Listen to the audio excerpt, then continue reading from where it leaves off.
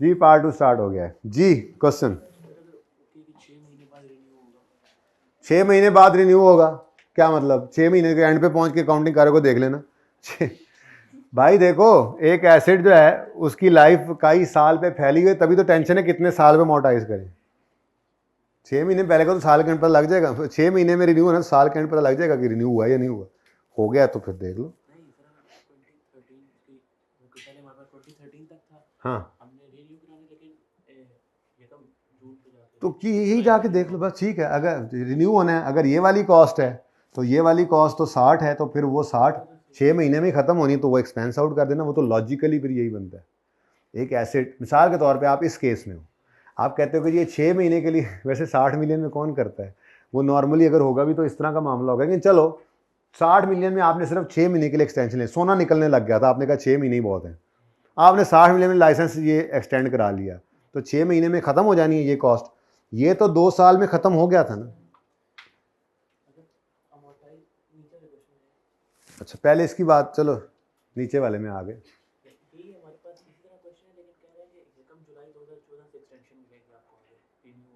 यकम जुलाई 14 से मिलेगी तो ठीक है, इसका मतलब इसकी ओरिजिनल लाइफ 2.5 साल थी, ठीक है। और एक्सटेंशन कितना पीरियड है बताओ? 2 साल। नहीं फिर 6 महीने क्या कुछ नहीं करना, तो फिर तो बेतुकी बात होगी ना। वो तो फिर अगर आप एक्सटेंशन लेते नजर आ रहे हो और वो मिनिमल है, तो फिर इसका मतलब वो 6 महीने क्या मतलब आपसे वो ले लेंगे लाइसेंस, ऐसी तो बेतुकी बात नहीं होती। या लाइसेंस आपको एक चीज़ पूरा सेटअप लगाया होता है आपने, आपको एक लाइसेंस दिया गया है तो रिन्यूअल का ऑप्शन भी साथ ही दिया जाता है कि ये कहेंगे 6 महीने ज़रा जाओ ना तुम बाहर छुट्टियाँ गुजार के आओ, फिर वापस आना, फिर तुम्हें दोबारा रिन्यू कर देंगे। हैं तो अबूरी हुकूमत है, वो काम रुका रहेगा, काम रुका रहेगा, लेकिन अमोर्टाइजेशन तो नहीं रुकेगी।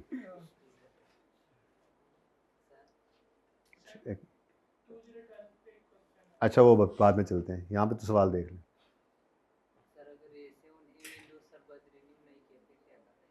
नहीं किया, इसमें सोचा था कि रिन्यू करेंगे, ये 2 साल गुजर गए तो नहीं यार रिन्यू नहीं करते यार, फ़ायदा नहीं हो रहा, तो ठीक है 40 एक्सपेंस आउट हो गया था, अब बाकी 60 ने आपको कोई फ़ायदा देना है? नहीं ना देना, तो राइट ऑफ कर दो इकट्ठा ही। अब ये एस्टीमेट चेंज है, तो बेटा एस्टीमेट चेंज है ना, अंदाज़ा था कि फ़ायदा देगा, अब को मतलब गैब का इल्म तो अल्लाह के पास ही है ना, हम अंदाजे की बुनियाद पे सारी अकाउंटिंग कर रहे होते हैं। अब उस अंदाजे की बुनियाद पे हम अपने बेस्ट जजमेंट के हिसाब से ये करके आ रहे थे, इधर आगे पता लगा नहीं जी वो बेस्ट जजमेंट कुछ बेस्ट नहीं थी, कोई ऐसी चीज़ें हो जाती हैं, अंदाज़ों में तब्दीली आती है। यही तो एस्टीमेट चेंज आप FR 1 में पढ़ के आए। आपने सोचा था 10 साल एसेट चलेगा, 3 साल बाद ही फारिग, आप क्या करोगे? आप एस्टीमेट चेंज कर लोगे इस साल में आके, बाकी सारा का सारा एक्सपेंस और कहोगे जी जनाब पिछले साल में नहीं जाते। एस्टीमेट चेंज के लिए आप रिट्रोस्पेक्टिव तो कुछ नहीं करते ना, प्रोस्पेक्टिव एप्लीकेशन करते हो, तो इस साल के अंदर ही सारा कुछ राइट ऑफ करके एक्सपेंस में फेंकोगे और बस कुल्लू वल्ला पढ़ लोगे। जी अगर रिन्यू नहीं करना तो 5 साल पे करेंगे, लेकिन रिन्यू ना करना इज समथिंग एल्स। वो भाई साहब कह रहे हैं कि फ़ायदा ही कोई नहीं है अब इसका, तो फ़ायदा कोई, तो फिर राइट ऑफ कर देंगे। और अगर रिन्यू आपने नहीं करना तो ये रिन्यूअल नहीं करेंगे, तो यहाँ पे तो वैसे ही वो रुक जाना है। रिन्यूअल नहीं किया तो रुक जाना है, तो फिर इसको फिर राइट ऑफ करना पड़ेगा, क्योंकि वापस तो करना ही है। जब माइनिंग नहीं कर सकते तो अल्टीमेटली आपको कॉस्ट, देखो ना, आपने जो 100 मिलियन इनकर किया है उसको P&L में डालना असल मसला ही है। तो अगर आप चौथे साल से में जा ही नहीं रहे तो सारा कुछ तीसरे साल में पूरा होना चाहिए। अब या तो आप इस अप्रोच पे चल के आए थे कि आपने 100 ही फेंका हुआ था, तो यहाँ पे रिन्यू नहीं कराएंगे तो कुछ भी नहीं करेंगे, कहानी खत्म। लेकिन अगर यहाँ पे आए इस तरीके से, तो आप चौथे साल तीसरे साल में आके रिन्यू या तो कराएं, नहीं कराएंगे तो फिर जो कॉस्ट बची पड़ी है उसको राइट ऑफ ही करोगे ना, कि अब मजीद इससे कोई फायदा नहीं आना, वो सारे का सारा एक्सपेंस। लेकिन था एस्टीमेट चेंज, ये हमेशा से ऐसे ही करते हैं। कॉस्ट मिनिमल है रिन्यूअल की, और क्वेश्चन में ये लिखा है कि मैनेजमेंट क्या इंटेंशन नहीं है भाई, वहां पे मैंने पहले बात कर दी है, स्टैंडर्ड की बात मानेंगे, ठीक है। अच्छा चीज सिंपल है, इसको सिंपल ही रख लेते हैं, ठीक है। अगर रिन्यूअल कॉस्ट, लड़ाई क्या चल रही है ये, अगर रिन्यूअल कॉस्ट मिनिमल नहीं है तो रिन्यूअल ऑप्शन को कंसिडर नहीं करना, ओरिजिनल लाइफ पे मोटाइज कर दो, जब होगा देखा जाएगा। वैसे ऐसा कभी हुआ नहीं अभी तक आपके पर्चे में, ये एहतियातन कराई गई है बात सिर्फ यहीं पे ही चल रही होती है। ओके नेक्स्ट, अगर रिन्यूअल ऑप्शन मिनिमल है तो आज ही कंसीडर करके 5 साल पे मोटाइज करें, जब होगा तो ये करते हैं। अगेन एहतियात के दर्जे में करवाया जा रहा है, अभी बात आई कैप इससे आगे लेकर नहीं गया, इसीलिए तो ये कोई पास पेपर या कहीं पर नहीं था। ये बात आपको हर पास पेपर में मिलेगी। कहीं पे आप 5 यूज़ कर रहे हो, कहीं पे आप 2 यूज़ कर रहे हो। अगर मिनिमल है तो 5 यूज़ कर रहे हो, 3 ऐड करके। मिनिमल नहीं है कॉस्ट रिन्यूअल की तो 2 कर रहे हो। इससे आगे अभी तक आई कैप नहीं गया, ठीक है। इससे आगे ये एहतियात के दर्जे में 2 सवाल आपको करवा दिए गए हैं। तो ये जैसे है वैसे ही है कि बुनियाद पे रख लें, अब बस कर दें इसको, ठीक है। पानी में मधानी डालने का कोई फायदा नहीं, मक्खन नहीं आता। मधानी समझते हैं? पानी में डालने से मक्खन आएगा नहीं। अच्छा यार, ये एक वो क्या नाम है इसका सफ़ा, ये ज़रा देख लें, इसमें कुछ चंद अहम मालूमात हैं।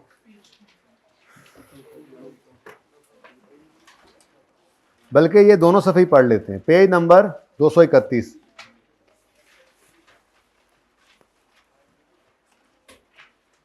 वेबसाइट कॉस्ट भी शुरू करनी है। चलो आखिरी 15-20 मिनट भी मुझे मिल गए ना, इतनी को गपशप लगा लूंगा आपके साथ कि 3 पास पेपर आपको होमवर्क में दूं इंशाअल्लाह। Sunday is upon us. बेटा कपड़े मैंने पहले भी पिछली क्लास में किसी बच्चे ने कहा कपड़े धोने हैं, मैंने कहा सारे हॉस्टल के तो तुमने नहीं ना धोने, कितने को कपड़े गंदे कर लेते, तुम कितने को छोटे बच्चे हो। 2-3 सूट होंगे तो आधे घंटे में धो लोगे। कपड़े धोने हैं, कपड़े धो, पर एक अलग ही ये है ना, एक क्या कहते हैं वो त्यौहार की तरह कपड़े धोने मनाया जा रहा है। और भिगो दो यार बाल्टी में, आधा घंटा पढ़ के उठ के आओ, फिर 15 मिनट में खंगाल के उनको रख दो। धोबी को दे दो यार, टाइम बचा लो। तो एक हफ्ता बर्गर वाली याशी ना करो, कपड़े धोबी से धुलवा लो, टाइम बचाओ, पढ़ो, कुछ भी कर सकते हो जी स्टूडेंट। ये हले उत्थे ही जे बच्चे कह रहे हैं दुनिया चांदे पहुंच गए, 212 तो ही हो जाए जी। बेटा बोलें। ये मैंने कहा था, छुट्टी तो नहीं की थी मैंने ये कहा था, मिसाल के तौर पे हमने ये सॉफ्टवेयर यहाँ पर इंस्टॉल करवाया और ये इम्प्लीमेंट कर दिया, सारा सिस्टम चल गया, हमारा इंटेंजिबल यहाँ चल रहा था। हमने ये कैंपस छोड़ के साथ वाली बिल्डिंग में कैंपस शिफ्ट करना था, तो पूरी टीम दोबारा आई और उसको उन्होंने डिप्लॉय नहीं किया, डिप्लॉय तो फर्स्ट टाइम, रीडिप्लॉय किया। मतलब यहाँ से सारी चीज़ें उखेड़ी, यहाँ से उसकी अनइंस्टॉलेशन की, यहाँ पे उधर जाके सिस्टम सारा इंस्टॉल किया। ये जो खर्चा इसके ऊपर आएगा, ये रीडिप्लॉइंग कॉस्ट एसेट की कॉस्ट में ऐड नहीं करते, एसेट तो चल रहा था, ठीक है ना। ये शिफ्टिंग कॉस्ट कह लें, ठीक है। आ जाए जी इन 2 सफ़ों पे, इनको ज़रा क्विकली पढ़ लेते हैं, क्विकली, क्योंकि अब ये खात्मे की तरफ जा रहा है ना, खात्मे की तरफ, तो ये सारी चीज़ें पढ़नी पड़ेंगी ना हमें, तभी तो वेबसाइट कॉस्ट शुरू कर सकते हैं हम जी। व्हाट इज़ एन एसेट पढ़ लिया था, इंटेंजिबल क्या आइडेंटिफिएबल पढ़ लिया था, रेकग्निशन कब करें पढ़ लिया था, ये पढ़ाना है, ये पढ़ लिया था। अमोर्टाइजेशन, इम्पेयरमेंट, ये 3 होंगे तो ओनली इम्पेयरमेंट टेस्ट से गुजारना है और अमोर्टाइजेशन नहीं, ये ज़रा हमने ज़रा अच्छे तरीके से लिखा हो, ठीक है। और अदर इंटेंजिबल्स में आपने अमोर्टाइज करना shorter of legal life, useful life, और इम्पेयरमेंट सिर्फ तब जब कोई इंडिकेशन, ये भी पढ़ लिया था, ठीक है। अब बेसिकली ना मैं आपको पढ़ाने आया हूँ ये 3 चीज़ें इस सफ़े से, और उसके बाद ये भी हमने पढ़ा हुआ है, इसमें ऐसे 2-3 चीज़ें सिर्फ दिखानी है आपको, ठीक है। ओके, तो सबसे पहले ये तो पढ़ लिया, एडवर्टीजमेंट और स्टाफ ट्रेनिंग एक्सपेंस करना है, ये इंटेंजिबल नहीं है। अब ले देकर रह गई बारी क्या चीज़ से, रेजिडुअल वैल्यू की, और मेजरमेंट बेसिस में भी कोई मसला नहीं, इनिशियल मेजरमेंट कॉस्ट पे होती है, आपको बताया हुआ है, लेकिन हमने रीवैल्यूएशन मॉडल की बात करनी थी। ये 2 बातें रहती हैं बड़ी अहम है, ठीक है। स्टैंडर्ड कहता है मेरी नज़र में इंटेंजिबल की कोई रेजिडुअल वैल्यू नहीं है। पहली बात, इधर ना पढ़ो, पहले मेरी बात सुनो, फिर पढ़ लेना, तुम्हारे लिए खोलिए किताब, इधर देख लो पहले तुम कि वहाँ क्या लिखा हुआ है। इंटेंजिबल की स्टैंडर्ड कहता है मेरी नज़र में रेजिडुअल वैल्यू 0 है, अनलेस ऐसी मार्केट एग्जिस्ट करती हो जहाँ पे एक्टिवली इंटेंजिबल सेल परचेज होते हों। जैसे हफीज़ सेंटर में आप जाते हैं मोबाइल लेकर, एक्टिवली लोग ख़रीद भी रहे हैं, बेच भी रहे हैं, ऐसा ही एक जो है वो मजीद सेंटर यहाँ पे बन जाए, जिसमें जब आप जाएं अपने सॉफ्टवेयर को लेकर, तो वहाँ पर कोई अपने सॉफ्टवेयर बेचने आया हो, कोई सॉफ्टवेयर ख़रीदने आया हो, और एक बाकायदा मार्केट, डेवलप्ड मार्केट हो जहाँ पे सॉफ्टवेयर की ख़रीदो फरोख्त चल रही हो। अगर तो इस तरह से, इसको कहते हैं एक्टिव मार्केट। बायर मौजूद, सेलर मौजूद, ठीक है, मार्केट फोर्सेस जो कंपेटिटिव फोर्सेस हैं वो सेल प्राइस डिटरमिन करने के लिए मौजूद, ठीक है। तो अगर इस तरह की, इसको कहते हैं एक्टिव मार्केट, अगर तो इंटेंजिबल्स की एक्टिव मार्केट मौजूद है तो फिर रेजिडुअल वैल्यू मैं मानता हूं कि होगी। या अगर ऐसा नहीं है तो एक सूरत और भी है। वो सूरत क्या है? जैसे मिसाल के तौर पे हमने IAL वाले सवाल में देखा था, हमने ERP इंस्टॉल करवाया, हमारा पुराना सॉफ्टवेयर हमने क्या किया था, अनइंस्टॉल कर दिया, ठीक है। तो उस्मान भाई आ गए, कहने लगे सर वो जो आपका सॉफ्टवेयर है, सुना है आपको ERP इंस्टॉल कर रहे हैं, तो वो फिर फारिग है? हाँ, हमने कहा फारिग है, तो वो अगर आप हमें दे दें हमारी ऑर्गेनाइजेशन में यूज़ हो जाएगा। हमने कहा ठीक है। तो इन्होंने कहा ठीक है जी, उसका मैं आपको ना नया सॉफ्टवेयर अगर मैं लगाऊं तो मुझे 5 लाख रुपए तो उस पर लग जाने डेवलपर को, ये 1 लाख रुपए में आपको दे दूंगा, ये आप मुझे सॉफ्टवेयर दे दीजिएगा। अब ये थर्ड पार्टी आई और इसने आके सॉफ्टवेयर इंटेंजिबल के लिए कमिटमेंट दे दी, ठीक है। तो अगर एक्टिव मार्केट एग्जिस्ट करती है तो रेजिडुअल वैल्यू है, अगर एक्टिव मार्केट एग्जिस्ट नहीं करती है तो थर्ड पार्टी की कमिटमेंट है, तब भी रेजिडुअल वैल्यू है, वरना तो जनरली क्या होता है, रेजिडुअल वैल्यू इंटेंजिबल्स की स्टैंडर्ड कहता है मेरे हिसाब से 0 है, अनलेस के एक्टिव मार्केट हो या थर्ड पार्टी कमिटमेंट हो। अब एक अगली बात, सवाल में क्या धोखा देगा, इंटेंजिबल की रेजिडुअल वैल्यू देकर लिखेगा there is no active market, ठीक है। अब रेजिडुअल वैल्यू दी हुई है और एक्टिव मार्केट नहीं है, तो फिर आपने इस धोखे में नहीं आना, आपने कहना है कि चाहे रेजिडुअल वैल्यू वो दे भी रहा है तो ये उसका अपना ही ख्याल होगा, मेरा सॉफ्टवेयर, मेरा पेटेंट, मेरा कॉपीराइट, मेरा डिज़ाइन अपने पास रखो, एक्टिव मार्केट नहीं है तो तुम्हारे अंदाजे ही हैं। हाँ, अगर एक्टिव मार्केट नहीं है लेकिन रेजिडुअल वैल्यू देकर कहता है ये कमिटेड बाय समवन एल्स है, तो फिर आपको एक्टिव मार्केट की जरूरत है भी नहीं। ये बहुत इंपॉर्टेंट पॉइंट था। तो residual value shall be considered as 0। ये पहली बात स्टैंडर्ड ने की कि मेरे हिसाब से तो रेजिडुअल वैल्यू क्या होगी, unless there is commitment by third party और there is active market for sale of intangible, जो कि नॉर्मली होती नहीं। आपने कभी नहीं देखा इस तरह की मार्केट जिसमें इंटेंजिबल्स ट्रेड हो रहे हों। तो नॉर्मली फिर आप कह सकते हैं किसी हद तक, हाँ सवाल वाला तो सवाल वाला है ना, वो सवाल बनाने वाला तो कह सकता है रेजिडुअल वैल्यू है और there is active market of intangible exist. जब उसने कह दिया फिर तो मानना पड़ेगा, फिर वो रेजिडुअल वैल्यू उस वाली कंसिडर करेंगे। बिल्कुल वैसे ही जैसे टेंजिबल्स के अंदर कॉस्ट माइनस रेजिडुअल वैल्यू करके नहीं अमोर्टाइज डेप्रिशिएट करते थे, यहां पर भी कॉस्ट माइनस रेजिडुअल वैल्यू करके अमोर्टाइज करना पड़ेगा, वही ट्रीटमेंट वही है।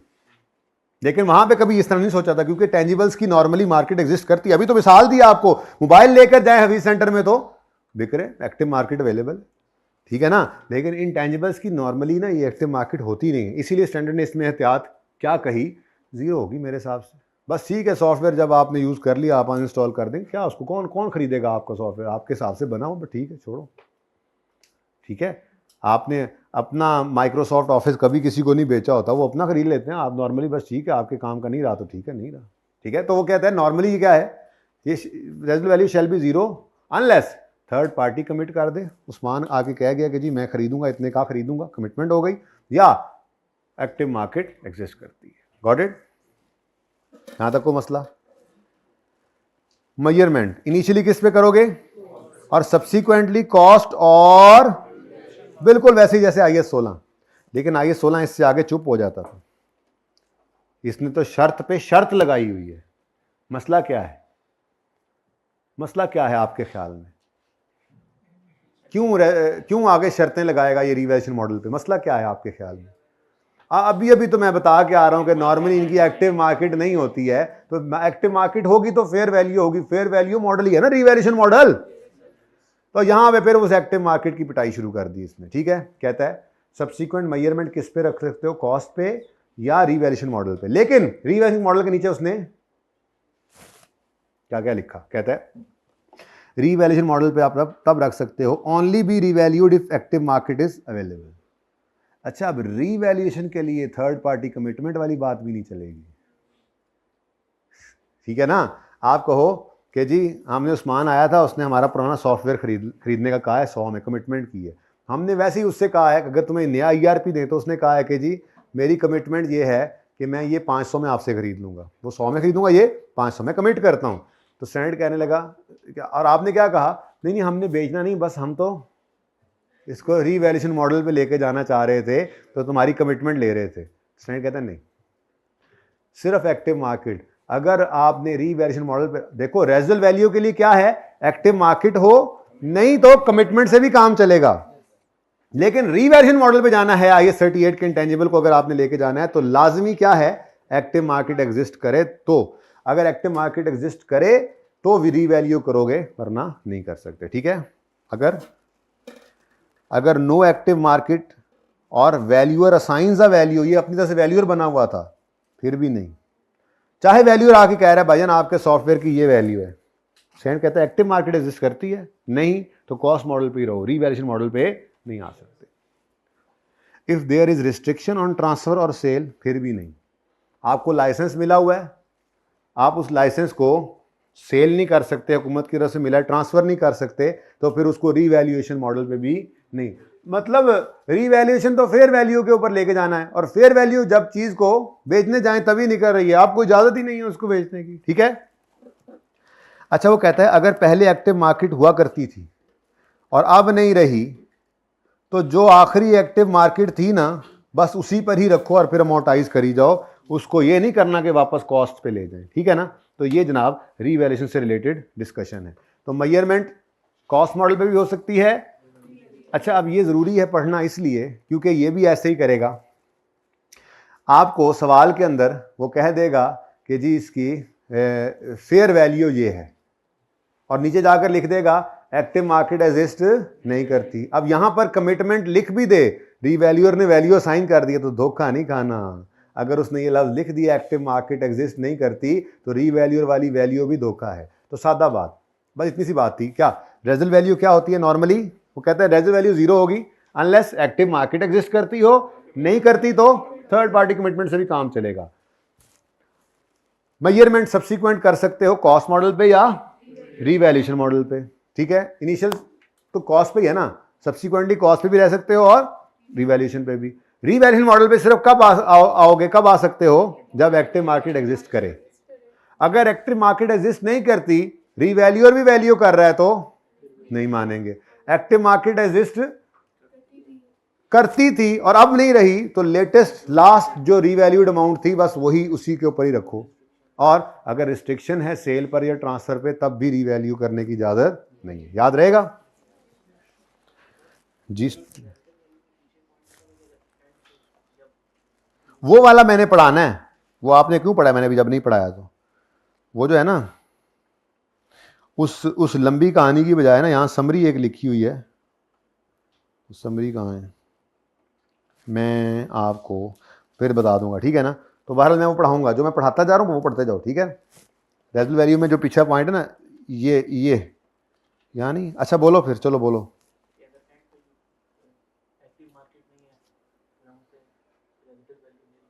हाँ, तो यही लिखा हुआ है, एक्टिव मार्केट ना हो तो रेजिडुअल वैल्यू नील है। हाँ,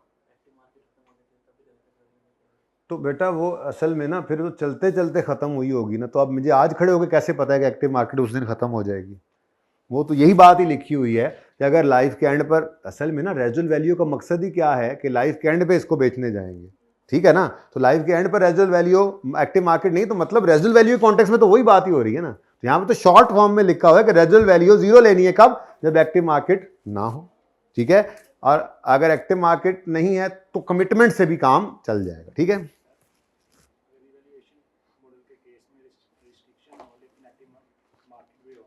नहीं कर सकते, ये तो लिखा हुआ है, if there is restriction on transfer और sale we will not revalue, even जो मर्जी हो। सर अगर एक साल में हम रेजिडुअल वैल्यू लेके अमोर्टाइज करें और अगले साल में वो एक्टिव मार्केट खत्म हो जाए, तो चेंज इन एस्टीमेट बन जाएगा ना, अंदाजा ही था ना, अंदाजा ही लगाते हैं हम, तो अंदाजे लगाते हैं। अंदाजा बदल जाए तो पीछे नहीं वापस जाते, उस साल से ऑनवर्ड चेंज कर लेंगे। चेंज इन एस्टीमेट की अकाउंटिंग क्या है, book value at the date of change in estimate over remaining life, आगे अमोर्टाइजेशन चेंज हो जाएगी, फिगर चेंज हो जाएगी। जाहिर सी बात है बुक वैल्यू ही पकड़ते हैं, जो अमोर्टाइज हो चुका, ऑनवर्ड जो बाकी बचा है उसको रिमेनिंग लाइफ पे बांट देते थे, ऐसे ही करते थे। अभी तो बचपन से आए हो ना, यहाँ बड़े एस्टीमेट्स होंगे, IAS 37 में भी उनमें अंदर चेंज भी आता रहेगा। तो एस्टीमेट चेंज IAS 8 ऐसे थोड़े बड़ा कीमती स्टैंडर्ड था। तो एस्टीमेट हम बेताशा, अकाउंटिंग के अंदर हम बहुत सारी जजमेंट्स यूज़ करते हैं, बड़े सारे एस्टीमेट्स लगाते हैं और उनमें चेंज भी आ सकता है, इंसान ही है ना। तो जब भी वो चेंज आएगा तो पिछले सालों को छेड़ते नहीं है। जैसे यहाँ पे आप IAS 12 पढ़ेंगे, आप टैक्स का अंदाज़ा लगाते हैं, आपने कैफ 2 में पढ़ा, उसको प्रोविजन फॉर टैक्स कहते हैं, टैक्स का अंदाज़ा। उसमें चेंज आता है तो आप पिछले साल को आके नहीं IAS 8 लगा के करेक्शन ऑफ एरर करने लग जाते हैं। अंदाज़ा था, चेंज हो गया, टैक्स वालों ने नहीं माना, बढ़ा दिया, कम कर दिया, तो आप इस साल में एडजस्टमेंट करोगे। चेंज इन एस्टीमेट, एस्टीमेट का मतलब ही क्या है? अंदाज़ा। अंदाजे में अंदाजे लगाने ज़रूरी हैं, और उसमें चेंज आ जाता है तो वापस जाने की ज़रूरत नहीं है, वही एडजस्टमेंट उस साल में कर दो और ऑनवर्ड सही कर लो। इसी को तो कहते हैं प्रोस्पेक्टिव एप्लीकेशन। ठीक है। और इस डिब्बे में क्या कहता है जी? IAS 38 एक्वायर्ड, इसको ज़रा फिलहाल ना आप पेंडिंग करें। ये क्या है, मैंने आपको बताया था कि ये कंसोलिडेशन में आपको समझ आएगा कि अब पूरा बिजनेस ही खरीदें तो उसके अंदर इंटेंजिबल आ जाए। वो बिजनेस खरीदेंगे ना इंशाल्लाह, सब्सिडरी एक्वायर करेंगे, अभी नहीं। सेपरेट एक्विजिशन हो तो डिटरमिन करोगे कॉस्ट, परचेज प्राइस, वही वाली बातें जो की हुई थी। ठीक है। इंटरनली जनरेट करोगे तो एक्सपेंस आउट करना है रिसर्च फेज को। डेवलपमेंट फेज में अगर क्राइटेरिया मीट नहीं हो रहा तो एक्सपेंस आउट, क्राइटेरिया मीट कर जाए तो। और अगर ये 5 हैं तो ये इंटेंजिबल ही नहीं। ये मैं क्यों पढ़ा रहा हूँ, ये तो सारे ही पढ़ा होगा। अगर ये 5 परचेज्ड हो जाएं, इंटेंजिबल होंगे। ये सारे ही पढ़ लिए। हाँ, ये थोड़ा सा ना, बल्कि ये भी पढ़ लिया है। आप कहता है कि जी कौन सी कॉस्ट ऐसी हैं जो कैपिटलाइज होंगी, उनका मटेरियल सर्विसेज वगैरह, employ benefits, fee to register. अच्छा, ये सारा पढ़ लिया, ठीक है जी, गुड हो गया। चलें अब चलते हैं हम, नहीं एक सवाल और करना है अभी।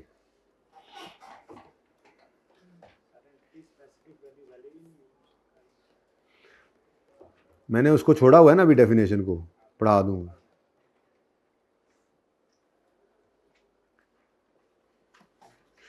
बेसिकली वो डिस्काउंट रेट के लिए चीज़ इस्तेमाल होती है कि एंटिटी स्पेसिफिक वैल्यू, कौन सा डिस्काउंट रेट यूज़ करें, उसी से जो फिगर निकलनी है। तो एंटिटी स्पेसिफिक वैल्यू के यानी कि एंटिटी से रिलेटेड पढ़ा दूंगा ना, जब जाके समझ आ जाएगी। एंटिटी देखो ना, हर एंटिटी का अपना एक रिस्क फैक्टर भी होता है ना। ठीक है। तो ओवरऑल बिजनेस के अंदर अगर मिसाल के तौर पे 10% जो है वो रिटर्न आता है, मिसाल के तौर पे कोई एसेट देता है, तो आपको हो सकता है आपकी जो स्पेसिफिक एंटिटी है इस बिज़नेस का 8% हो, तो आपके लिए रेलेवेंट 8% होगा। इस हिसाब से आप जो वैल्यू निकालोगे, ठीक है, वो जोन सी वैल्यू भी निकालोगे वो फिर एंटिटी स्पेसिफिक वैल्यू बन जाएगी, वो ओवरऑल मार्केट की नहीं रहेगी। बहरहाल अभी फ़िलहाल छोड़ो इसको, इधर देखो। अच्छा, मैंने आपको 2 चीज़ें पढ़ाई थी, बल्कि नहीं एक पढ़ा दी थी। मैंने आपको मिसाल दी थी ना कि अगर मिसाल के तौर पे एक लैपटॉप है, आपने वो कितने का 75,000 का लिया है, ठीक है, और साथ ही जो है उसके अंदर ऑपरेटिंग सिस्टम है विंडो, ठीक है, और उसकी जो कॉस्ट है वो 15,000 है लेट्स से, ठीक है, और एक आपका MS ऑफिस है, ठीक है, इसकी कॉस्ट 30,000 है लेट्स से, ठीक है।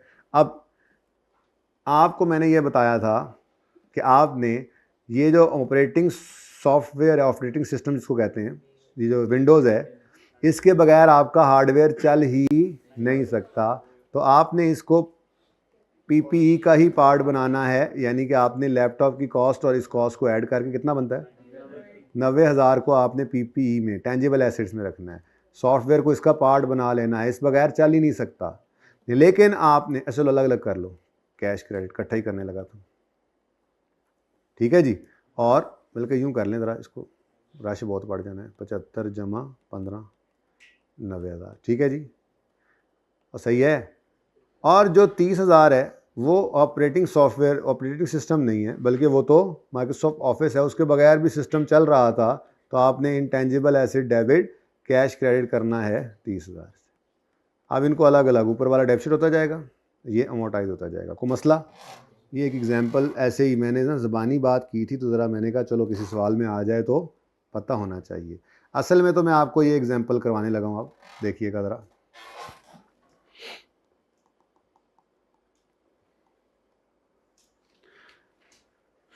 जी, we purchased,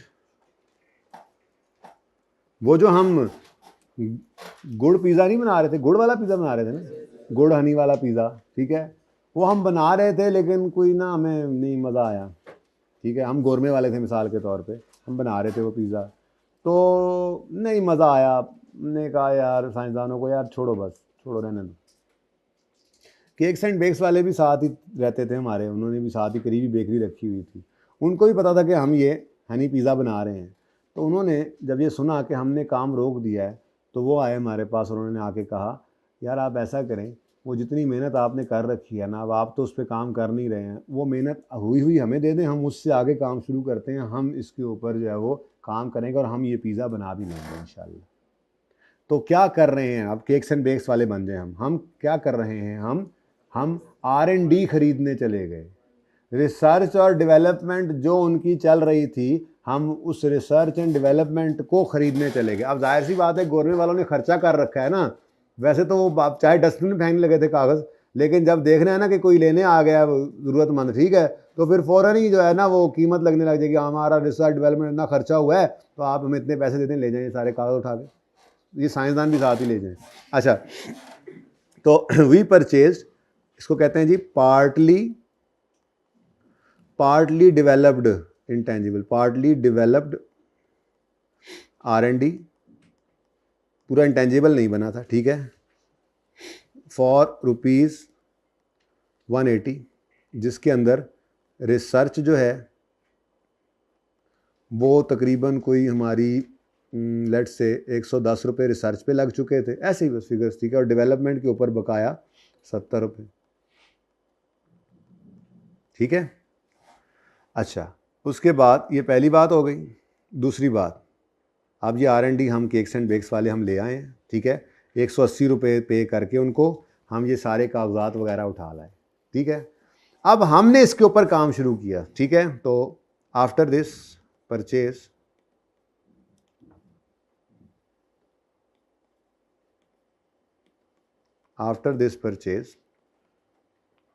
we incurred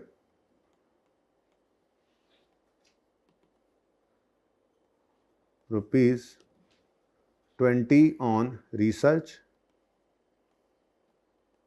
and ₹35 on development.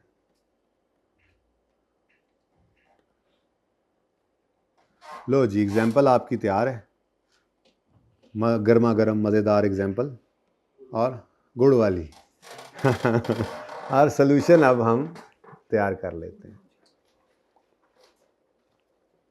देखिएगा जी, अगर आपने पैसे देकर किसी से R भी खरीदा है ना, तो आपके लिए वो R भी इंटेंजिबल है, R रिसर्च, यानी कि ये भी धोखा है, ये भी धोखा है, जो पर्चे में आपको देगा एक बार नहीं कई बार, इसको कहते हैं, बल्कि लिख दिया है पार्टली डेवलप्ड R&D। हमने किसी से रिसर्च एंड डेवलपमेंट जो वो कर रहे थे उन्होंने छोड़ दी करनी, जो भी था जाके पैसे देकर खरीद ली, तो चाहे R है चाहे D है, आपके लिए वो IA है, ठीक है, बात समझ आई। तो ये धोखे में आपको डालेगा, इसको नहीं कह देना ये रिसर्च एक्सपेंस आउट कर दें और ये डेवलपमेंट कैपिटलाइज करें, अच्छा नहीं जी इसमें बुरी इतनी अच्छी थी, ना ना ना ना ना, आप लोगों को 150 180 रुपये सारे का सारा जो है वो पड़ गया, इस इंटेंजिबल की कॉस्ट है, आपने इसको कैपिटलाइज करना है। हाँ, उससे ऑनवर्ड्स जो आपने R&D शुरू किया उस पर फिर आपका IS 38 दोबारा अप्लाई होगा, R को एक्सपेंस, D को अगर क्राइटेरिया मीट कर रहा है तो कैपिटलाइज, ठीक है। तो सोल्यूशन में मैं आपके सामने एंट्रीज पास करता हूँ, बड़ा ही इंपॉर्टेंट कॉन्सेप्ट है ये भी। तो इंटेंजिबल एसेट डेबिट करेंगे 100, हाँ धोखे में 180 से इंटेंजिबल डेबिट कैश क्रेडिट, ये पैसे देकर आप खरीद लाए, ठीक है। अब ये सारे का सारा इंटेंजिबल बना, लेकिन उसके बाद अगर 20 है तो वो 20 क्या है, रिसर्च एक्सपेंस, ठीक है, और जो 35 है वो इंटेंजिबल बनेगा और कैश क्रेडिट। अलग अलग करनी है, अलग अलग कर लो, समझ आ रही है, चलो जी, अलग अलग लिखा हुआ है सर, ये लो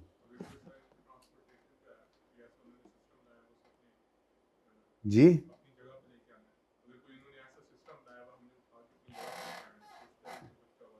तो बेटा वो सारे इसमें आ जाएगा ना, 180 में पड़ गया। मैंने तो परचेज किया इतने का ही।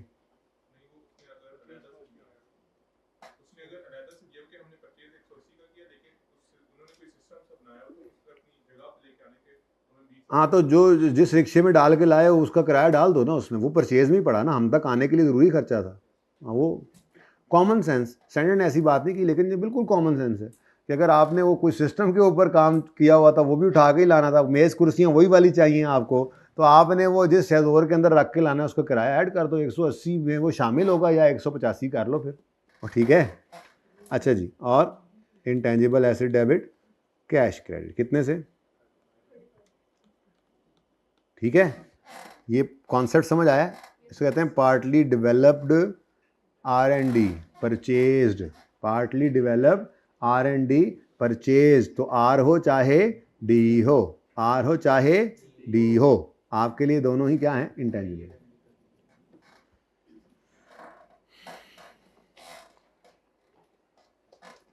आई विश के हम शुरू कर पाएँ। अच्छा जी, ये देखें जी,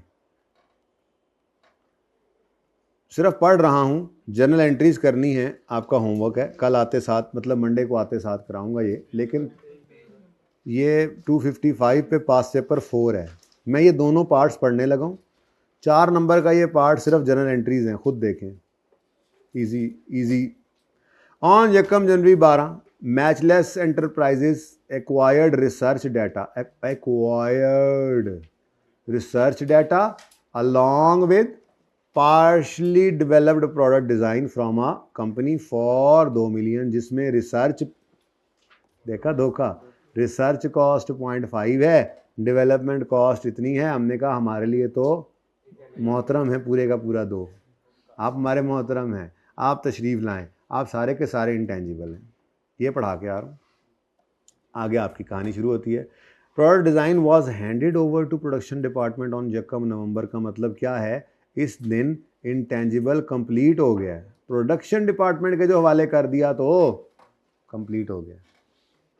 क्या हुआ, गर्मी लग रही है? अच्छा जी, नहीं R&D की यूजफुल तब मिलती है जब इंटेंजिबल कंप्लीट होता है। नहीं मतलब वो तो फिर कंप्लीट, वो तो परचेज इंटेंजिबल लिया ना, वो तो कहानी खत्म हो गई। ये कह रहा है पार्शली डेवलप्ड है, ये पार्शली डेवलप्ड डिज़ाइन है, अभी डेवलप होगा तो इसकी लाइफ का पता लगेगा ना, ठीक है। अच्छा जी, यकम जनवरी को ख़रीद कर लाए थे और फिर वो कहता है यकम नवंबर तक काम ही पूरा हो गया। अब दरमियान में ही सारी गेम चली है, यकम जनवरी 12 से 31 अक्टूबर 12 तक R&D जो होगा वो उसके हिसाब से चलेगा, ठीक है। कहता है सब्सिक्वेंट टू एक्विजिशन यानी आफ्टर दिस, इस दिन के बाद MEL incurred 0.7 million on research expense, 0.2.5 million on development। अब चुप है तो it is expected that product design would provide, ये यूजफुल लाइफ है, ठीक है, और इसको अमोर्टाइजेशन के लिए यूज़ करेंगे, और ठीक है। अब ये एंट्रीज करनी है, तो एंट्रीज तो आपका वैसे ही फेवरेट काम है, कर लोगे। ये सवाल इसलिए इम्पॉर्टेंट है कि मैं इसको मैं लिखवाऊंगा इंशाल्लाह मंडे को, क्योंकि ये सवाल में आप गौर फरमाएं तो 8 नंबर हैं, तो यहाँ पे लंबी लंबी छोड़ना सिखानी है ना आपको फिर सवाल बहुत आसान है ना, देखो ऑन यकम जनवरी 12 TFL acquired manufacturing right of an assorted range of juices and well known, वो कहता है 50 मिलियन का हमने एक राइट मैन्युफैक्चरिंग राइट ले लिया है, कोई जूस बनाने कंपनी थी, हमने कहा ये जूस हमें बनाने दें, कितने साल के लिए? 5 साल के लिए, ठीक है। आगे लिखा होगा, यहाँ तो नहीं लिखा होगा, चलें। अच्छा, following are relevant clauses, the agreement is valid for 5 year and is renewable for another 5 year at अब वो कह रहा है नॉमिनल, तो अच्छी बात है, हमें तो कंपेयर भी नहीं करना पड़ा, वो खुद कह रहा है नॉमिनल, थोड़े से पैसे दे के 5 साल और बढ़ा लेना, तो इसका मतलब आपने लीगल लाइफ कितनी लेनी है? 5 + 5 10। ऐसे यूज़ हो रही होती हैं चीज़ें, पढ़ ली आपने आहिस्ता आहिस्ता करके, ठीक है। Manufacturing rights are not transferable and can not be, अच्छा इसका मतलब है आप देखो ना, असल में ये क्या है? एक्सप्लेन है, एक्सप्लेन, मुसीबत पड़ गई फिर। अब अंग्रेज़ी लिखनी है तो फिर हर चीज़ लिखनी है, अब 8 नंबर पूरे करने हैं, तो सब्सिक्वेंट मेजरमेंट की जब बारी आएगी ना, इस लाइन को सामने रखते हुए हम ये भी कहेंगे कि रीवैल्यूएशन मॉडल यूज़ नहीं हो सकता क्योंकि ये तो ट्रांसफरेबल ही पढ़ा के आ रहा हूँ ना, ऐसे कैसे, तो रीवैल्यूएशन नहीं हो सकती, ये मॉडल यूज़ नहीं हो सकता। आगे कहता है after erection of its plant, यानी जाहिर है यकम जनवरी को वो राइट मिला तो फिर उन्होंने 5-6 महीने लगाकर वो प्लांट लगाया जिसके ऊपर मैन्युफैक्चरिंग करेंगे। तो after erection of plant TFL started manufacturing of product on यकम जुलाई 12। अब एक और सवाल खड़ा होता है, राइट टू मैन्युफैक्चर तो यकम जनवरी को आ गया था, क्या यकम जुलाई तक वेट करें उसको अमोर्टाइज करने का या यकम जनवरी से ही शुरू करें? भाई बेतुकी बात है, यकम जुलाई पे तो 4.5 साल उसकी लाइफ रह गई होगी, तो हम तो यकम जनवरी से जिस दिन right intangible available for use हो गया उस दिन उसको अमोर्टाइज करना शुरू कर दें, सिंपल, ठीक है। अच्छा, due to intense competition new product was not able to achieve desired sale in first 6 months of launching, इसका क्या करेंगे? हाँ देखो आप बस हो गया, तैयारी हो गई आपकी इंशाल्लाह, आप देख लो ना, आप खुद प्रैक्टिस की तो ये फायदा हुआ, सारे सवाल डिक्टेट करवाते हैं मुझसे तो क्या फ़ायदा होता। तो उस्मान भाई मोबाइल पे देखकर ज़रा बताएं कि अगर हम वो अगर ये सब्सिक्वेंट मेजरमेंट में रीवैल्यूएशन मॉडल भी नहीं रख सकते तो कॉस्ट मॉडल पे रहेंगे, ये बताएंगे उसको, और साथ ही ये कहेंगे कि क्यों नक्का डिज़ायर्ड सेल्स नहीं पहले 6 महीने में मिली हैं, चन्ना नच्चा आप अपने इस इंटेंजिबल को टेस्ट कर लें फॉर इम्पेयरमेंट। बस आगे तो कुछ नहीं ना, डाटा की है या नहीं है, तो हम यूँ बोलेंगे टेस्ट कर लें for impairment by comparing book value with recoverable होगा, ठीक है। लेकिन मसला ये नहीं है, मसला ये है कि यकम जनवरी पे अलग बताना है या 31 दिसंबर पे अलग बताना है।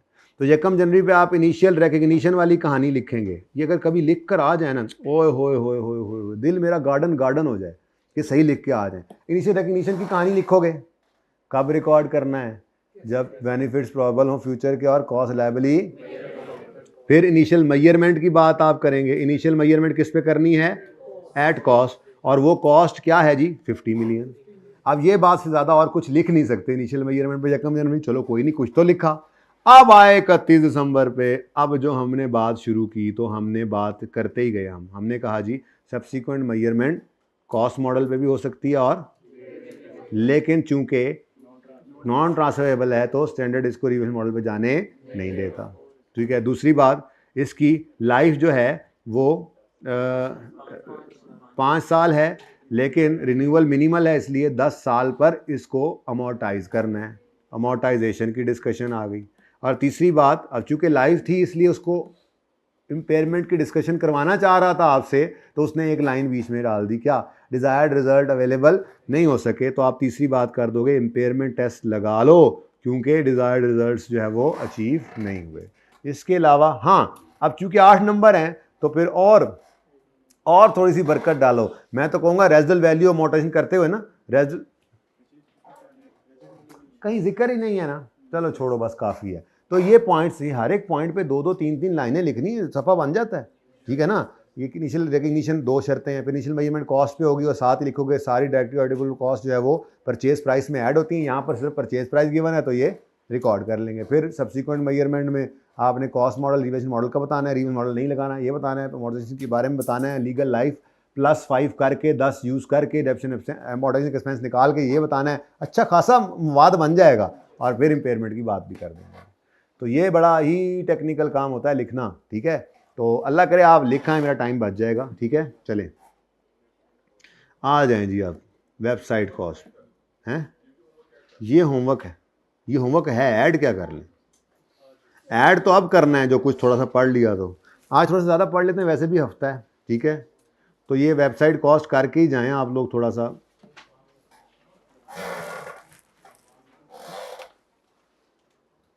आप दिखराएंगे ना इंशाल्लाह जमात।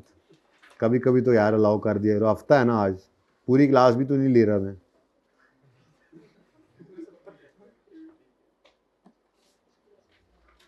सबसे अच्छी क्लास तो आप लोगों की रहेगी ना, जो कि ऐसे ही बगैर एक्स्ट्रा क्लास पढ़े कभी कभी 15 मिनट 20 मिनट एक्स्ट्रा पढ़ लिया करेंगे। अभी तो वैसे अव्वल ज़रूरत नहीं पड़ेगी, अभी तो 15 मिनट पढ़े भी हैं, मैंने थोड़ी सी बात करनी है बस, ठीक है। नहीं, बाकी थोड़ी सी बात करनी है, अगर 10 मिनट में वो बात आपकी पकड़ में आ गई तो मैंने कोई सवाल डिस्कस नहीं करना, आपके ऊपर डाल के भेजनी है चीज़ें, क्योंकि Sunday is coming, Sunday is upon us. और इतना पहाड़ जैसा पूरा संडे आपका कैसे गुजरेगा अगर आपके पास कोई काम नहीं होगा करने को। अभी सिर्फ एक सवाल आपको मिला है, तो मैं कैसे चाहूँगा कि आप बोर गुजरे आपका टाइम, ठीक है। कपड़े धोने वाले आधे घंटे से ज़्यादा कपड़े धोने पे ना लगाएं। अच्छा जी, बात सुने, मेरी बात सुन लें। IAS किसे कहते हैं जी? IAS, इंटरनेशनल अकाउंटिंग स्टैंडर्ड्स, पहले ये आया करते थे, आजकल IFRS आ रहे हैं, इंटरनेशनल फाइनेंशियल रिपोर्टिंग स्टैंडर्ड्स। एक बॉडी है जो इनको सेट करती है, ठीक है। अब पहले ज़मानों में, यानी जब IAS हुआ करते थे, तो अगर किसी IAS में किसी चीज़ की सही से रहनुमाई नहीं होती थी, तो एक कमेटी थी स्टैंडर्ड की, इंटरप्रिटेशन कमेटी, वो उस मसले के ऊपर थोड़ी सी इंटरप्रिटेशन अपनी देती थी, गाइडेंस देती थी, जिसको स्टैंडर्ड का ही पार्ट समझा जाता है, ठीक है। तो उस स्टैंडर्ड इंटरप्रिटेशन कमेटी का नाम SI, जो वो स्टैंडर्ड यानी कि इंटरप्रिटेशन जो क्लैरिफिकेशन देती थी उसको कहा जाता था SIC, स्टैंडर्ड इंटरप्रिटेशन कमेटी, ठीक है ना, SIC।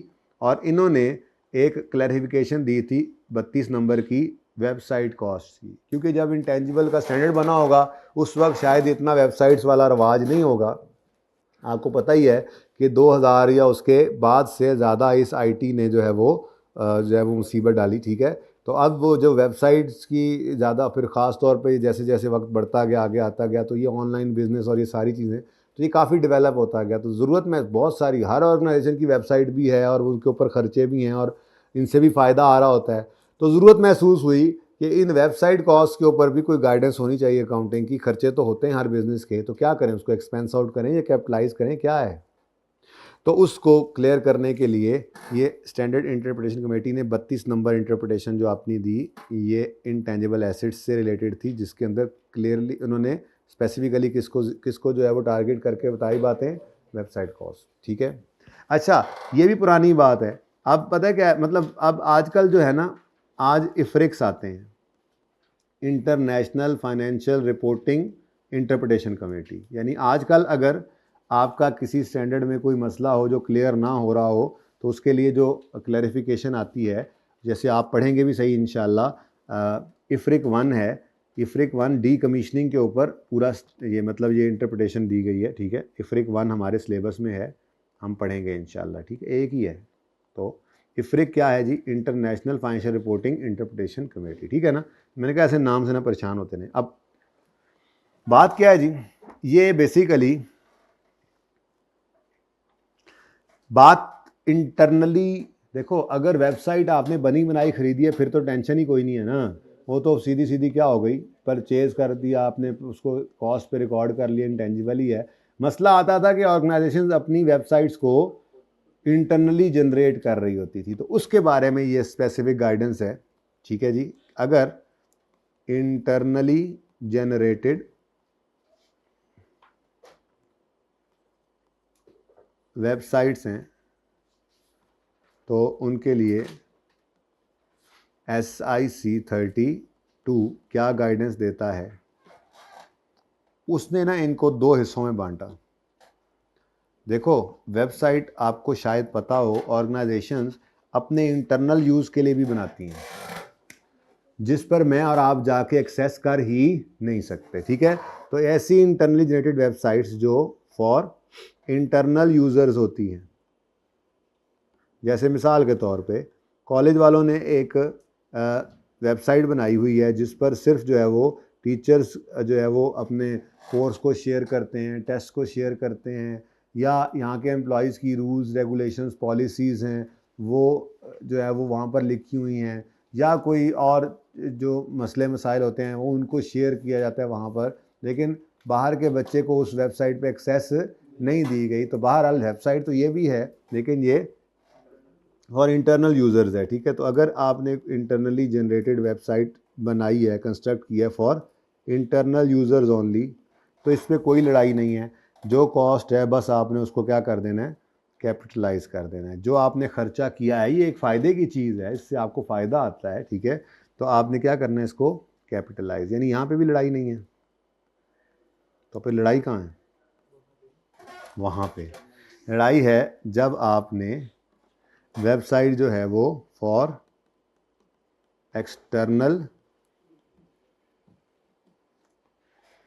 फॉर एक्सटर्नल यूज़र्स आपने वेबसाइट अगर बनाई है तो फिर ये दो तरह की वेबसाइट्स हुआ करती हैं, ठीक है जी।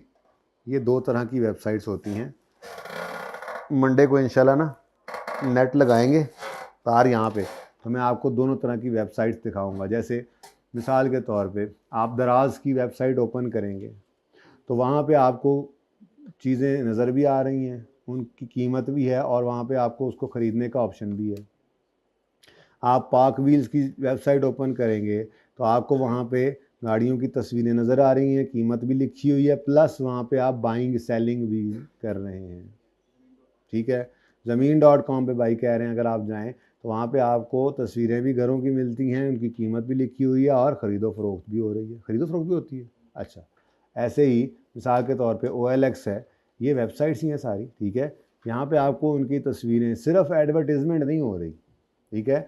एडवर्टीज़मेंट तो हो ही रही है, चीज़ की तस्वीर लगी हुई है प्यारी सी, उसके ऊपर उसकी तस्वीरों से वो उसकी मशहूरी तो हो ही रही है, लेकिन सिर्फ मशहूरी ही मकसद नहीं है बल्कि बाइंग सेलिंग भी हो रही है, ठीक है। लेकिन कुछ वेबसाइट्स ऐसी होती हैं जो सोलली फॉर एडवर्टीज़मेंट पर्पज़ होती हैं। जैसे मिसाल के तौर पे आप पेप्सी कंपनी की वेबसाइट ओपन करें तो वहाँ पे आपको उनकी प्रोडक्ट्स नज़र आएंगी। अब आप फ़ोन करके पेप्सी वालों को कहें या उस वेबसाइट के ऊपर आप मैसेज उनको करें कि जी आप ये वाला पेप्सी का कैन बिल्कुल भी मुझे नहीं भेजिएगा, मैंने छोड़ दी है पेप्सी पीनी, ठीक है। या उन्हें कहेंगे मुझे फ़लाँ चीज़ जो है वो आप ये डिलीवर कर दें, तो वो कहेंगे जी ये हमने वेबसाइट इसलिए तो नहीं बनाई, वहाँ से आप कोई ऑर्डर प्लेस नहीं कर सकते, वो सिर्फ किस लिए है, एडवर्टीज़मेंट पर्पज़ के लिए, ठीक है। तो अगर एक्सटर्नल यूज़र्स के यूज़ के लिए आपने वेबसाइट बनाई है तो ये दो तरह की हो सकती हैं, एक solely for advertisement purpose, solely for advertisement purpose. अगर आपने सिर्फ एडवर्टीज़मेंट पर्पज़ के लिए वेबसाइट बनाई है तो मुझे बताएं इसके ऊपर ख़र्चा तो होगा कि नहीं होगा। वेबसाइट बनने में ख़र्चा तो होता है ना, उसको मेंटेन करने पे भी ख़र्चा होता है, तो ये सारे खर्चे कहाँ पे जाने चाहिए आपके ख्याल में? एक्सपेंस, स्टैंडर्ड के ख्याल में भी एक्सपेंस में ही जाने चाहिए, क्योंकि इससे क्या हो रहा है, एडवर्टीज़मेंट, ठीक है। और अगर आपने इसको फॉर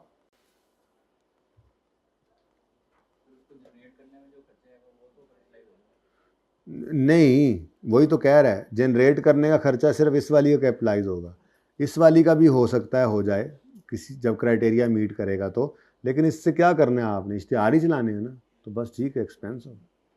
यही तो वो कह रहा है, ये मैंने क्या लिखा है, इंटरनली जनरेटेड वेबसाइट अगर एडवर्टीजमेंट पर्पज़ के लिए है तो एक्सपेंस करो। क्या मतलब, जो कॉस्ट इनकर हुई है वो सारी एक्सपेंस करनी है। हाँ, वेबसाइट पे कॉस्ट इनकर हुई बस वो एक्सपेंस कर दें, जैसे एडवर्टीजमेंट एक्सपेंस है, ठीक है। अच्छा, फॉर ऑनलाइन सेल, जैसे मैंने मिसाल दी आपको दराज की, मिसाल दी आपको पाक व्हील्स की, मिसाल दी आपको, मैंने नहीं दी ना फिर अब अमेज़ॉन की, मिसाल दी आपको भाई ने ज़मीन की, मिसाल दी आपको OLX की। जो मिसालें दी हैं वही बोल लो ना, ऐसे तो कितनी बोलते जाओ आप, ठीक है। तो ऐसी वेबसाइट्स जिन पे ऑनलाइन सेल, अच्छा ये जो ऑनलाइन सेल वाली है ना, स्टैंडर्ड ने लिखा हुआ है, साथ साथ एडवर्टीजमेंट भी इनसे भी हो ही रही होती है। तो यहाँ पे भी इतनी बारीकी, एडवर्टीजमेंट का इतना दुश्मन है ये स्टैंडर्ड, ठीक है। मैं आपको बताऊं कि वो ये कहता है कि अगर आपने ऑनलाइन सेल के लिए कोई वेबसाइट बनाई है ना, तो आपने फोटोग्राफर को बुला के उसकी जो तस्वीरें बनवाई ताकि वो सामने प्रेजेंट करें, तो ये जो तस्वीरें हैं इनसे एडवर्टीजमेंट चूंकि हो रही है, तो फोटोग्राफर वाले पैसे यहाँ से भी निकाल के एक्सपेंस में ही डालने हैं तुमने, इनको भी कैपिटलाइज नहीं कर सकते। अब बात समझ आई है, ठीक है। तो जो खर्चा भी है वो एक्सपेंस में जाना है, ठीक है। बहरहाल फिलहाल ऐसी बात तो नहीं थी, फिलहाल सादा बात जी, इसको क्या करेंगे आप, कैपिटलाइज, क्या करेंगे जी, कैपिटलाइज, ठीक है। अच्छा, अब ऑफिशियली तो टाइम आपका हो गया ख़त्म, तो अगर आप सिर्फ 15-20 मिनट देकर ये थोड़ा सा स्टैंडर्ड जो मैंने डिस्कशन किए ज़रा पढ़ लें, तो उसके बाद फिर आप 2-3 सवाल संडे पे ट्राई कर सकते हैं, करवाने तो मैंने खुद हैं, लेकिन एक संडे है आपका यूज़ हो जाएगा, अच्छा यूटिलाइज़ हो जाएगा नई चीज़ को, और बड़ी इंटरेस्टिंग भी लग रही है चीज़। क्या ख्याल है भाई? कह रहे हैं नहीं, इनको रास्ता दे दो भाई। अब भाई जाने वाले को कभी किसी ने नहीं रोका, ना कोई रोक सका है, ना हम कभी रोकते हैं। जाना चाहेंगे? कुंडी लाओ, कह रहा हूँ मैं, वैसे जाने नहीं देना सचमुच में। नहीं उठ कहाँ गए हो, बैठ जाओ, नहीं रास्ता देना यार, मजाक कर रहा हूँ मैं, तुम सच में रास्ता दे रहे हो, ऐसे कैसे जाने देंगे उसको हम, हैं? अच्छा, कुंडी लगाने जा रहा था। हाँ जी, क्या ख्याल है फिर, कर लें 15 मिनट आपके ज़ाया? चलें, चलें जी, अब यार बस ऐसे ही इसमें से ना एक आधी चीज़ पढ़ानी है, उसके बाद असल में ना मैंने बस ये सफ़ा आपको पढ़ाना है। इट्स वेरी इजी सचमुच में, ठीक है। बाकी इसकी प्रैक्टिस, लेकिन मसला ये है ना कि ये संडे इसलिए मैं यूज़ करना चाह रहा हूँ कि अब स्टैंडर्ड साथ नहीं जाते, स्टैंडर्ड जाते तो ये उसके अंदर लिखी होती थी सारी चीज़ें, तो ये मोटी मोटी बात हमारे जहन में बैठे। याद अगेन वही बात, याद करना नहीं है, याद रखना है। जैसे आपने रिसर्च की एग्जांपल्स, डेवलपमेंट की एग्जांपल्स, 6 क्राइटेरिया जो हैं इनको सिर्फ दिमाग में याद रखा हुआ है। आप अगर थोड़ा सा कोशिश करें तो आप एक दफ़ा उसको पढ़ लें तो उसके बाद आप रिप्रोड्यूस कर लेंगे, थोड़ा बहुत अपने अल्फाज में बयान कर सकते हैं, नहीं तो 2-3 बार पढ़ने के बाद तो यहाँ तक पहुँच ही जाएंगे। ऐसे ही ये बातें याद करनी है। कुछ कुछ एक स्टैंडर्ड्स हैं जिनमें बहुत ज़्यादा चीज़ें याद करने वाली हैं, जिसमें से एक ये है। ये बहुत ज़्यादा चीज़ें हैं मेरे हिसाब से, इतनी चीज़ें भी नहीं होती स्टैंडर्ड में याद करने वाली। IFRS 16 वाली भी ज़्यादा प्रैक्टिस वाली चीज़ें हैं, ज़्यादा याद करने वाली चीज़ें तो यहीं पे ही हैं जो यूज़ हो रही हैं। जैसे हमें एग्जांपल्स भी याद रखनी पड़ी, करनी नहीं रखनी पड़ी, हमें क्राइटेरिया भी याद रखना पड़ा, और हमें वेबसाइट कॉस्ट के अंदर ये SI 32 के अंदर ये कुछ चीज़ें हैं ये भी याद रखनी पड़ेंगी, बट हैं आसान, मुश्किल नहीं है, ठीक है। तो बस ये सफ़ा असल में टारगेट है, फ़िलहाल तो ये ट्रेलर है। एनएलटी में, और ये दो सफ़ों का बस ये इंटरप्रिटेशन है, बस SI 32 है, ठीक है। लेकिन सवाल मैं आपको दिखाता हूँ, पे दर पे सवाल इसी में से बन रहे हैं। स्टैंडर्ड मौजूद था तब भी बन रहे थे, अब तो स्टैंडर्ड वैसे ही कोई नहीं है, लेके नहीं जा सकते हैं, तो ये तो और ज़्यादा उसको पसंद होगा कि यहाँ पे बच्चों को ज़रा उलझाएँ। हालांकि बच्चे सिर्फ 2 से 3 बार ईमानदारी से इसको बैठ के रीड कर लें, 70-80% चीज़ें फिर भी जहन में होंगी कि जो कौन से फेज से रिलेट करती हैं, एक्सपेंस वाली हैं या एसेट वाली हैं, ठीक है। चलो आओ, आपने जो 15 मिनट दिए हैं, इंतज़ामिया आपकी बहुत मशहूर है, ठीक है, बिल्कुल भी नहीं। An entity may incur expenditure on development and operation of its own website for external access and internal access. Internal access वाली यूजेस क्या होते हैं? वो कंपनी की पॉलिसी स्टोर करेगी, कस्टमर डिटेल स्टोर करेगी, रेलेवेंट इन्फॉर्मेशन सर्च कर सकते हैं आप, लेकिन इंटरनल यूजर्स, आप बाहर वाले बंदे नहीं आ सकते।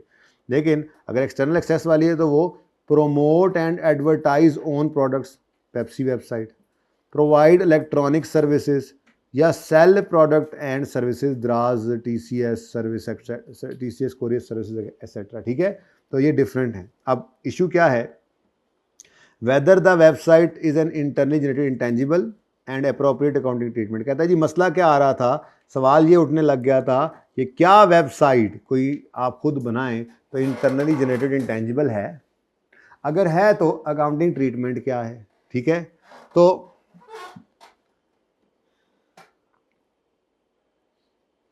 उसने कहा entity own website that arises from development and is for internal और external access is an internally generated intangible that is subject to requirement. वो कहता है कि आपने अगर इंटरनल या एक्सटर्नल एक्सेस के लिए कोई डेवलप की है वेबसाइट तो वो आपका इंटेंजिबल है, लेकिन IS 38 का क्राइटेरिया वही, मतलब फ्यूचर बेनिफिट्स प्रॉबल, वही वाली बात, कॉस्ट, कोई भी एसेट के बारे में जो क्राइटेरिया होता है वो यहाँ पर भी है। खैर वो कहता है ये आपका एसेट है, अच्छा।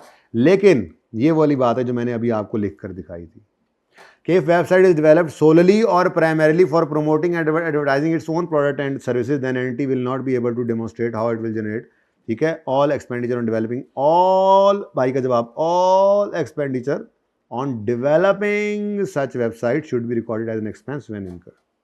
जितने की मर्जी बनवाई है, P&L में एक्सपेंस, एडवर्टीजमेंट कॉस्ट भी तो होती हैं, लाखों रुपए के इश्तेहार चलते हैं, को सस्ते होते हैं, करोड़ों रुपए के इश्तेहार चल जाते हैं, को सस्ते होते हैं, एक्सपेंस आउट तो कर रहे होते हैं ना उसको भी, ठीक है। चलें आगे।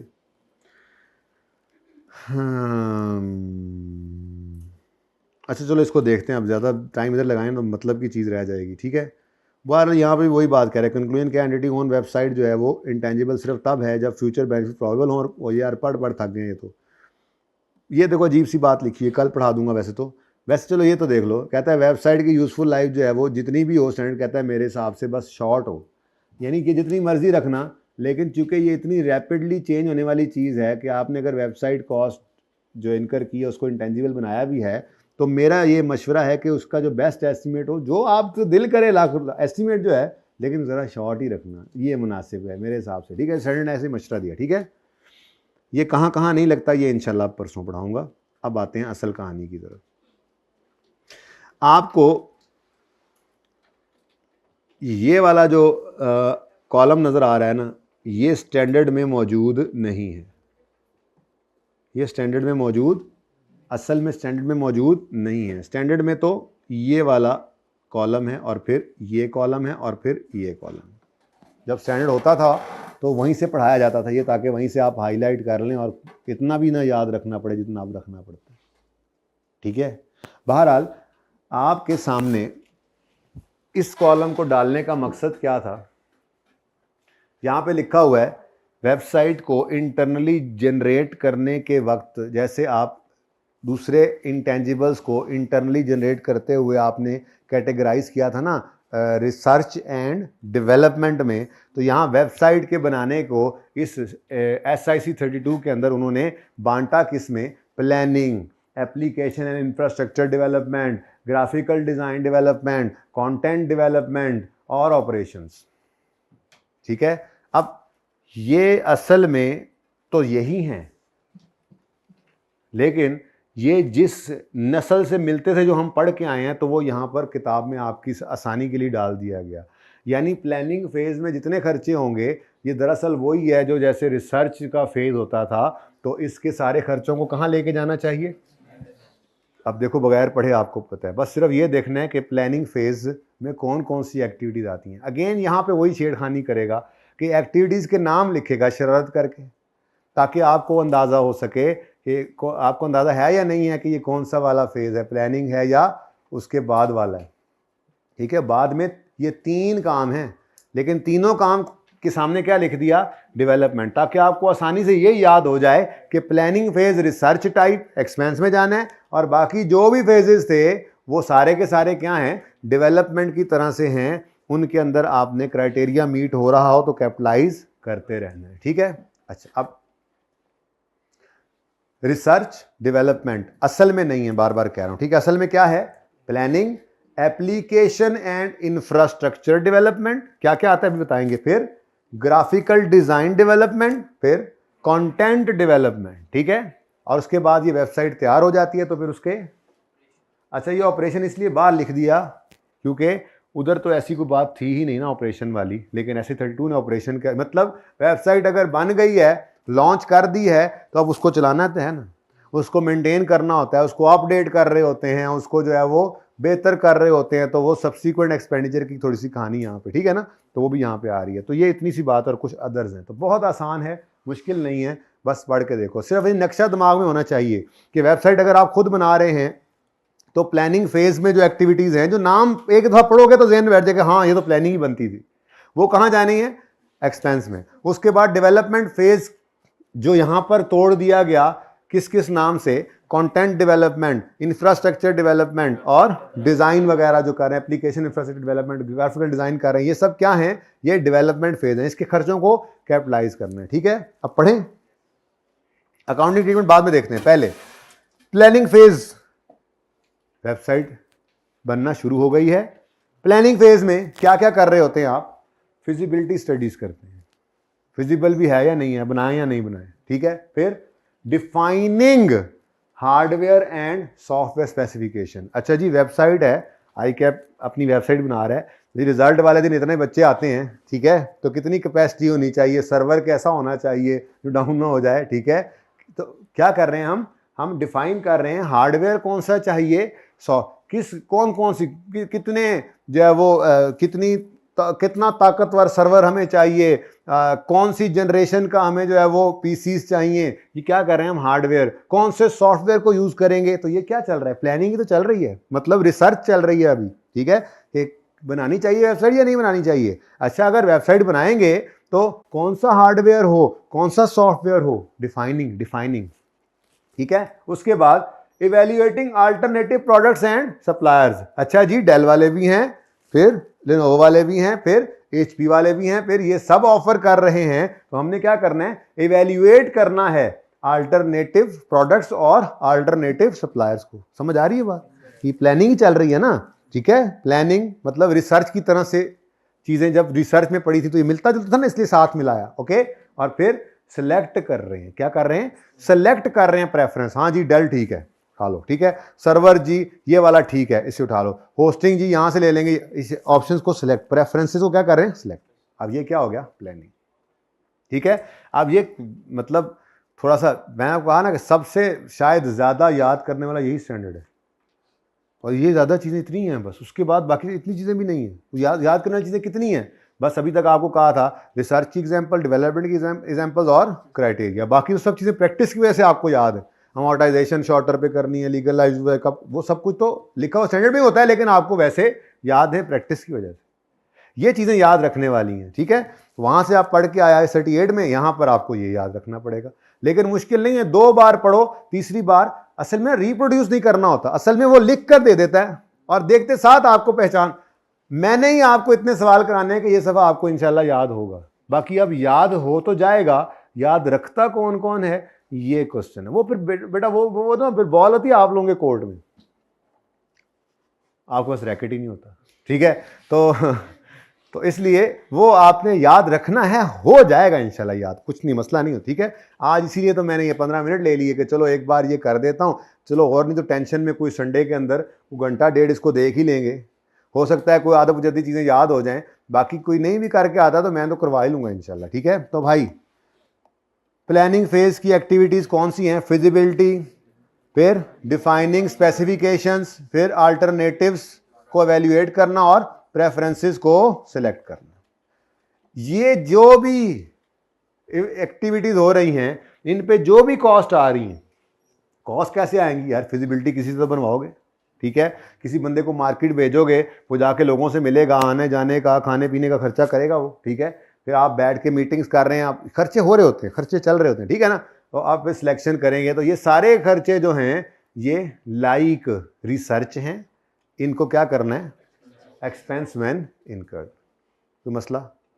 अच्छा, अब इसके बाद जो आगे काम है ना, वो सारे के सारे डेवलपमेंट स्टार्ट हो जाती। एक्टिव, उस्मान भाई मैसेज में देख कर बताना एक्टिव, तो फिर ऊपर देखो ना फिर जी। अब जो आगे काम है ना, वो वेबसाइट बाकायदा बनना शुरू हो गई होगी, आपको नज़र आएगा। जैसे आपने एप्लीकेशन और इंफ्रास्ट्रक्चर डेवलपमेंट करनी है। इंफ्रास्ट्रक्चर डेवलपमेंट क्या है, चलो देख लेते हैं। डोमेन नेम किसे कहते हैं, ये www के आगे जो नाम लिखा होता है, ये आपको जाके वो खरीदना पड़ता है, लेना पड़ता है, किसी और के वाला नाम का डोमेन नेम तो आप नहीं ले सकते, ठीक है। तो www जाके क्या किया आपने, ऑब्टेन किया। ऑब्टेन किया तो मतलब अब बिस्मिल्लाह तो कर दी ना आपने। अब वेबसाइट बनाने के लिए सबसे पहली चीज़ यही चाहिए थी, डोमेन नेम ले लिया आपने, तो काम तो शुरू हो गया। अब आपको नजर आ रहा है कि डेवलपमेंट शुरू हो गई है वेबसाइट पे, ठीक है। तो ये क्या कर रहे हो आप, इंफ्रास्ट्रक्चर डेवलप करने की तरफ जा रहे हो, ठीक है। फिर डेवलपिंग ऑपरेटिंग सॉफ्टवेयर, इस वेबसाइट के लिए जो सॉफ्टवेयर चाहिए हमें चलाने के लिए, ठीक है, ऑपरेटिंग सिस्टम और सर्वर सॉफ्टवेयर, यानी आपको सर्वर कौन सा चाहिए, आपको उस सर्वर को चलाने के लिए सॉफ्टवेयर कौन से चाहिए, उनको क्या कर रहे हो, डेवलप कर रहे हो, ठीक है। और ऊपर आपने इवेल्युएट कर लिया था, ये डिफाइन कर लिया था सॉफ्टवेयर को चाहिए कौन सा, अब क्या कर रहे हो, उसको डेवलप कर रहे हो, डेवलपिंग ऑपरेटिंग सॉफ्टवेयर। फिर डेवलपिंग कोड फॉर एप्लीकेशन, फिर कोडिंग प्रोग्रामिंग शुरू होगी। बैठे हुए हैं आपके आईटी वाले साइंसदान, ठीक है।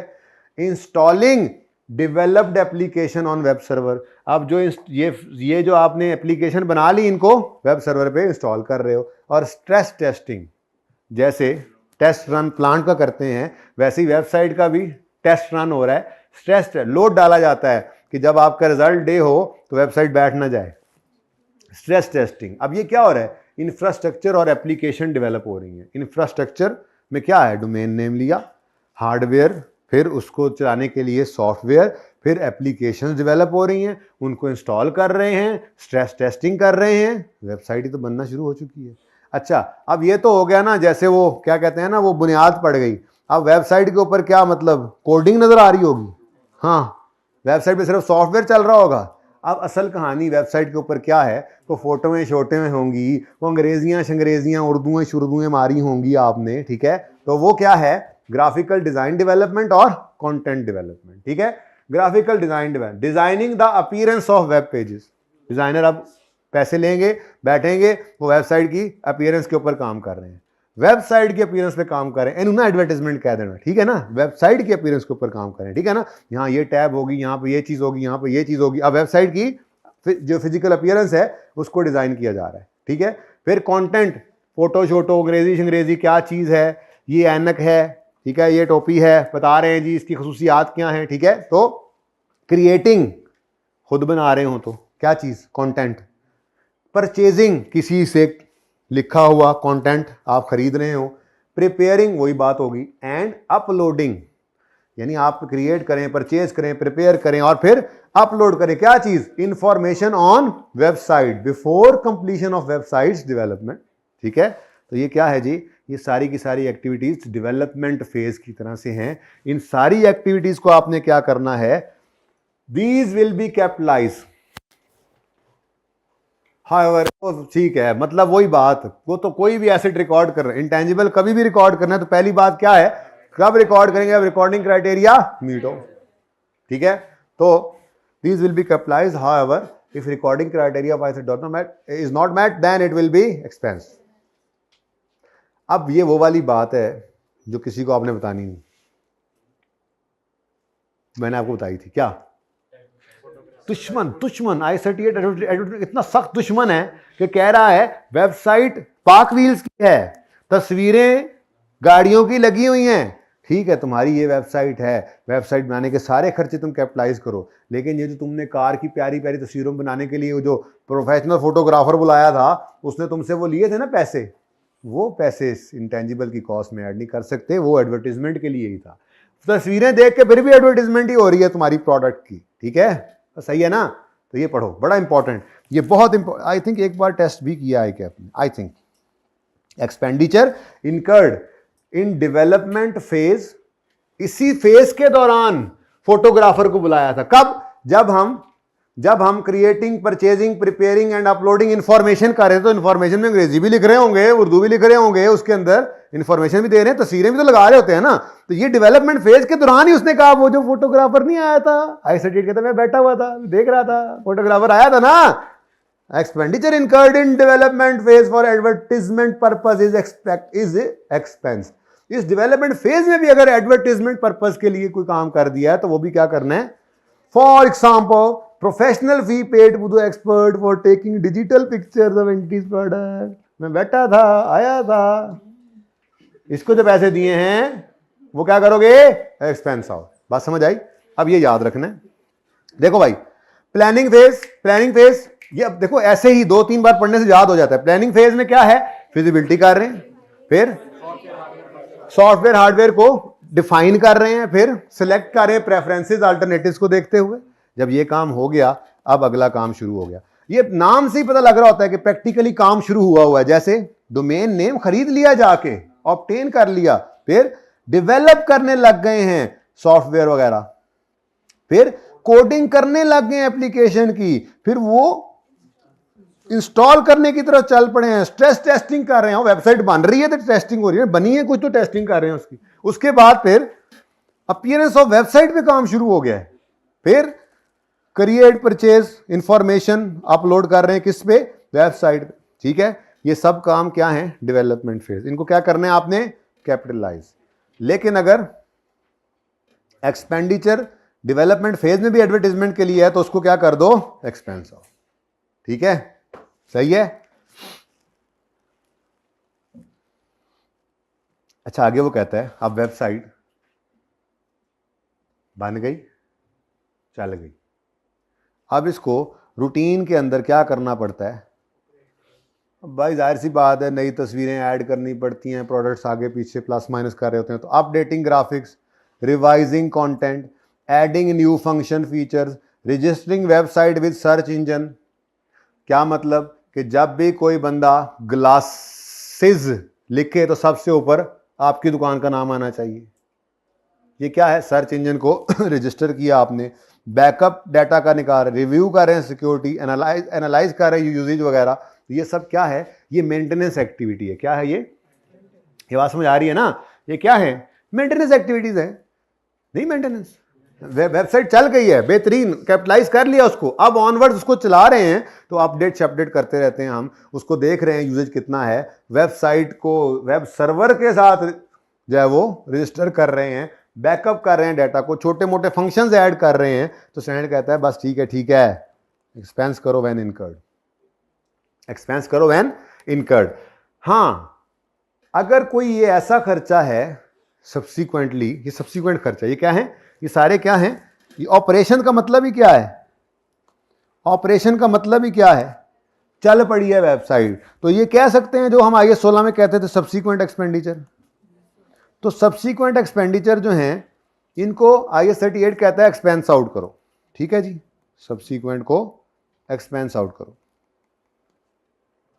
ये देखो, this operating stage begins once development of website has been completed and it maintains and enhances the application, maintain करना, एनहांस करना, ठीक है। तो ये क्या है, सब्सिक्वेंट एक्सपेंडिचर। स्टैंडर्ड क्या कहता है, इसको क्या करो, एक्सपेंस। लेकिन IAS 16 में भी ऐसे ही था, वो कहता था सब्सिक्वेंट एक्सपेंस को आप P&L में फेंक दो, लेकिन अगर वो एसेट की लाइफ, प्रोडक्टिविटी, एफिशिएंसी वगैरह बढ़ा रहा है, यानी रिकॉर्डिंग क्राइटेरिया मीट हो रहा है सब्सिक्वेंट एक्सपेंस का भी, तो उसको एसिड कॉस्ट में ऐड, यहां पे भी उसने यही बात की।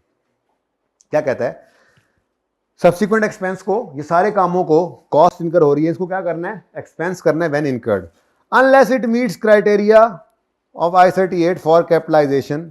लेकिन वो अगली बात करके ना आपको टेंशन फ्री कर गया है, लेकिन होता बहुत रेयर सर्कमस्टांसेस कि वेबसाइट पे कोई ऐसा सब्सिक्वेंट एक्सपेंडिचर हो जो रिकॉर्डिंग क्राइटेरिया मीट कर जाए, बहुत रेयर सर्कमस्टांसेस में होता है। मैं आपको एक एग्जांपल देता हूं इसकी वजह से। मिसाल के तौर पे आपने एक वेबसाइट लॉन्च की हुई थी जिसपे सेल परचेज भी होती है, ठीक है, सेल परचेज आपकी प्रोडक्ट की हो रही है, ऑनलाइन आप सेल करते हैं, ठीक है, ऑनलाइन आप सेल करते हैं चीज़ों को।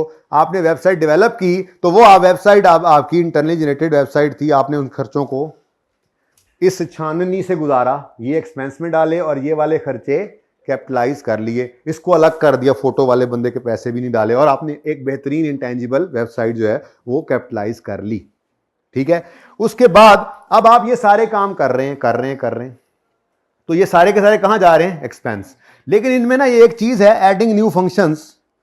अब इनमें एक ऐसा फंक्शन भी आपने ऐड किया, बहुत रेयर मैं कह रहा हूं ऐसे होता है, ठीक है, कई फंक्शन ऐड कर रहे थे, लेकिन एक फंक्शन ऐसा था, जैसे मिसाल के तौर पे पहले सिर्फ कैश में ट्रांजैक्शन कर सकते थे लोग आपकी वेबसाइट से जब खरीदते थे, तो आपने उसके ऊपर ऑनलाइन पेमेंट का या क्रेडिट कार्ड का ऑप्शन ऐड कर दिया, जिस वजह से सेल्स काफी बढ़ गई। अब ये एक ऐसा फंक्शन आपने ऐड किया है जो आपको फायदा दे रहा है, जिसने वेबसाइट की एक तरह से यूजेबिलिटी को, फायदे को बढ़ा दिया। तो ये एक ऐसा खर्चा है जो सब्सिक्वेंटली हुआ है, लेकिन कैपिटलाइजेशन क्राइटेरिया मीट कर जाएगा, तो इसको इंटेंजिबल में ऐड कर दो। लेकिन ये स्टैंडर्ड नहीं कह दिया, this will only occur in rares, इसलिए ज्यादा बात बस इस तरफ लेकर ना जाओ, सादा बात। एक्सपेंस, कैपिटलाइज, एडवर्टीजमेंट का ध्यान रख, ऐसे ही याद रखना है और ये बस काम हो जाएगा, ठीक है। ये एक्सपेंस, ये कैपिटलाइज, ये एडवर्टीजमेंट को तस्वीरें खींचने वाले जो काम था ड्यूरिंग वेबसाइट डेवलपमेंट, जो तस्वीरें खींच के अपलोड की, वो तस्वीरों वाले खर्चा भी आपने वेबसाइट की कॉस्ट में ऐड नहीं करना, वो भी एक्सपेंस हो रही है, ठीक है। और ये सब्सिक्वेंटली आप चलाने के लिए, उसको मेंटेन करने के लिए, एनहेंस करने के लिए को खर्चे कर रहे हैं, तो एक्सपेंस आउट करना है, अनलेस के वो रिकॉर्डिंग क्राइटेरिया मीट कर जाए, जो कि शाज़ो नादिर ही होता है, ठीक है। कुछ अदर्स भी डाले हुए उन्होंने। आखिरी बात, सेलिंग एंड एडमिन हमेशा expense, inefficiency expense, training expense, लेकिन यहां पर भी वही वाली बात आ जाएगी। अगर डायरेक्टली एट्रीब्यूटेबल कोई खर्चा हो जाए वेबसाइट यूज को प्रिपेयर करने के लिए, वही आईटी मैनेजर की एग्जांपल ले लेना, अगर उनको एक्स्ट्रा पैसे देकर आपने वेबसाइट पे काम करवाया है, तो वो डायरेक्टली एट्रीब्यूटेबल कॉस्ट बन के कैपिटलाइज होगी। वरना सेलिंग एडमिन खर्चे हों या इनएफिशिएंसीज हों, इनिशियल ऑपरेटिंग लॉसेज हों, एम्प्लॉय ट्रेनिंग हो, ये एसडी कॉस्ट में ऐड नहीं करने, ये क्या करने हैं आपने, एक्सपेंस हो। बस इस पूरे सफ़े को आपने घोल के पीना है इंशाल्लाह, याद नहीं करना प्लीज, मैं बार बार कह रहा हूं, बिल्कुल रट्टा लगाने की जरूरत नहीं है। आप सिर्फ ध्यान से बैठ के इसको 3 दफा पढ़ लें, चौथी बार आपको 90% बातें वैसी रिटेन हो चुकी होंगी। फिर उसके बाद जब जब हम सवाल करेंगे, मैंने किताब बंद करने का बोला, होमवर्क देना है, जब जब सवाल आप करेंगे तो उसकी यही फिगर सामने आएंगे और मैं ये सफा खोला करूंगा, ये पैसिव रट्टा मैं जरूर लगवाऊंगा आपसे, ये सफा आपके दिमागों के अंदर जरूर छप जाएगा, लेकिन याद करना नहीं है, बस उसको रखना है यार, ठीक है ना। आ जाओ आ जाओ, फिर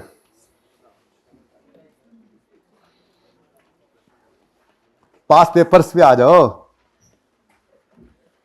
मैं तो कहता हूँ अब तो आप खुद भी देख देख के बता सकेंगे, यहाँ ये वाला सवाल मैंने होमवर्क में देना है, सर ने ये वाला देना है। मुझे लगता है मेरे से पहले आप पहुंच चुके हैं।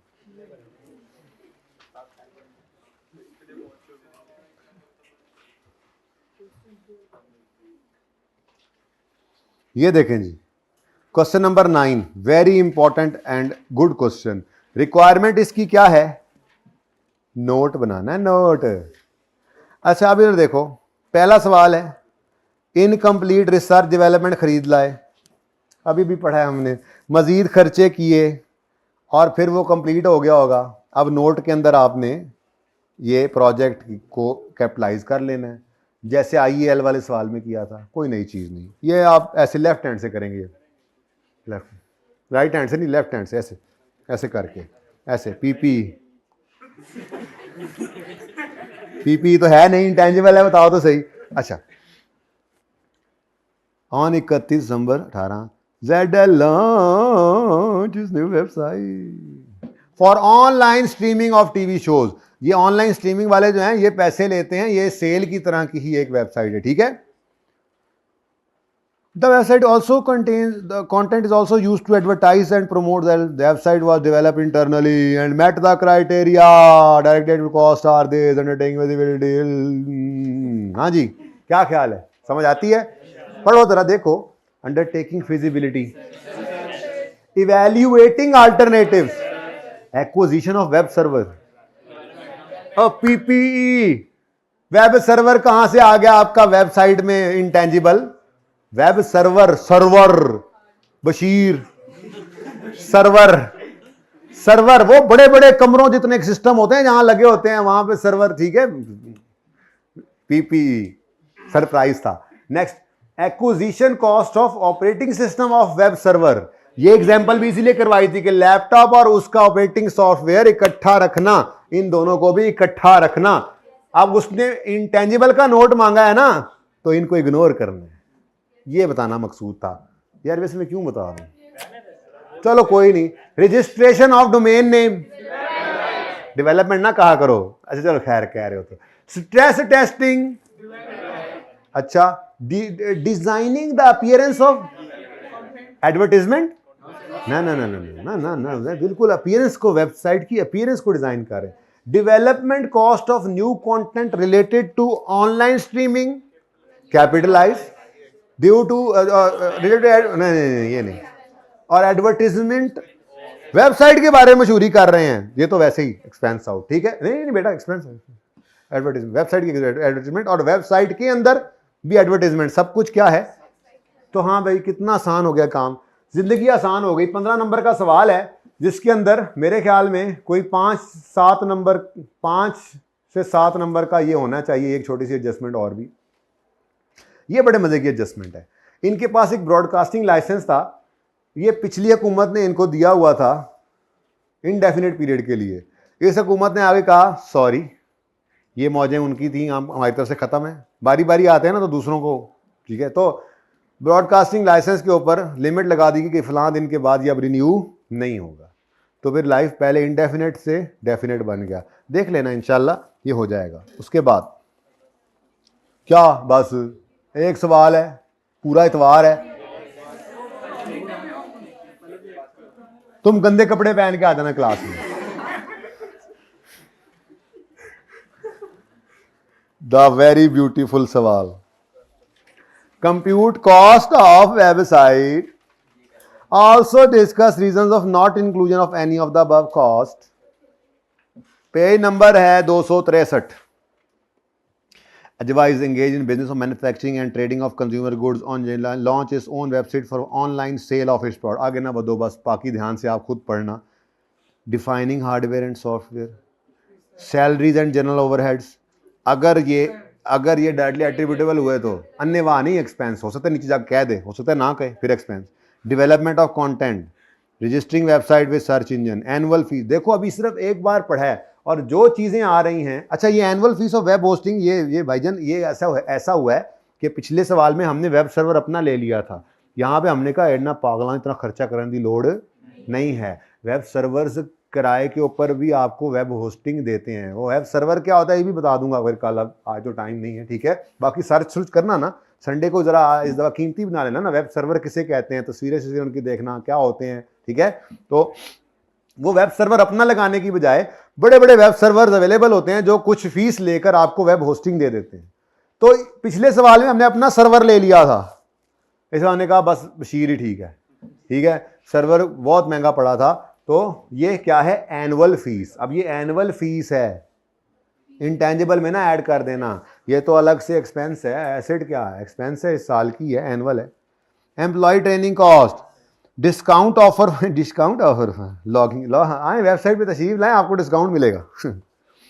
All cost were incurred evenly throughout the mentioned period. अच्छा ये भी सुभान अल्लाह यार कमाल सवाल है। असल सवाल तो अब आया है जो आपको होमवर्क में होना है, ये आखिरी, बस बस बस, तीन। मुझे पता है आप चौथा पांचवा भी चाह रहे हैं, पर मेरे पास नहीं है इसके अलावा, 3 ही हैं बस, ठीक है 3। हाँ ना, ये वेबसाइट वाले 3 है ना, मतलब नई चीज़ पढ़ी है। मुझे पता है आपकी चाहत ये है कि 5-6 सवाल तो सिर्फ इसी के हम करते, पर मैं अब क्या करूं, फिलहाल मैं आपको इससे ज़्यादा नहीं सवाल दे सकता।